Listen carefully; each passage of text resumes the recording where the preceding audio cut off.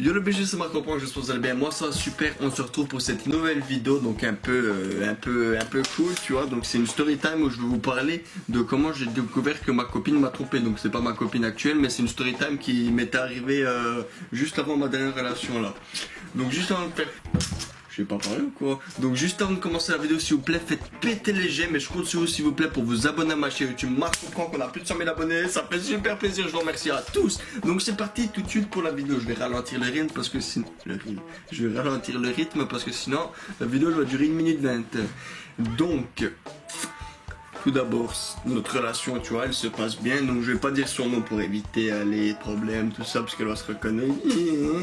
Donc pour le commencement du commencement, en fait, ce qui s'était passé, c'est que tu vois, j'étais avec elle, tranquille et tout, on était ensemble, ça fait 2-3 mois, un truc comme ça, je sais plus, je m'en tape d'ailleurs. Et puis en fait, ce qui s'est passé, c'est que j'ai découvert qu'elle m'a trompé. Donc je vais vous expliquer du début à la fin de ce qui s'est passé dans cette histoire. Donc en fait, tu vois, moi je fais confiance aux filles, tout ça, mais dès que je découvre une petite couille, eh ben je vais, à partir de cette petite faille, je vais tout fouiller. Et puis ensuite, ce qui s'est passé, c'est que... j'avais remarqué qu'elle était de plus en plus proche avec un mec. Donc ce mec, je le connais vite fait, tu vois. Et puis elle m'a dit c'est juste un pote et tout, tu vois, moi y a pas de souci, ok. Mais en fait j'ai remarqué qu'ils étaient de plus en plus proches, ils se prenaient en photo et tout, des fois et tout, quand ils étaient à l'école et tout. Elle mettait dans les stories Snap, Insta et tout.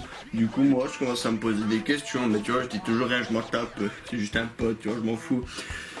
Et puis ensuite, elle commence à mettre des cœurs, des photos de lui et tout. Donc là, c'est bon, je me pose des questions. Donc du coup, ce que je fais, c'est que je lui phishing son tel. Donc ça veut dire qu'en fait, je lui donne un lien. Tiens, je lui dis, oh tiens, va voir ce lien vite fait. Il se passe un truc de tout que tu vois.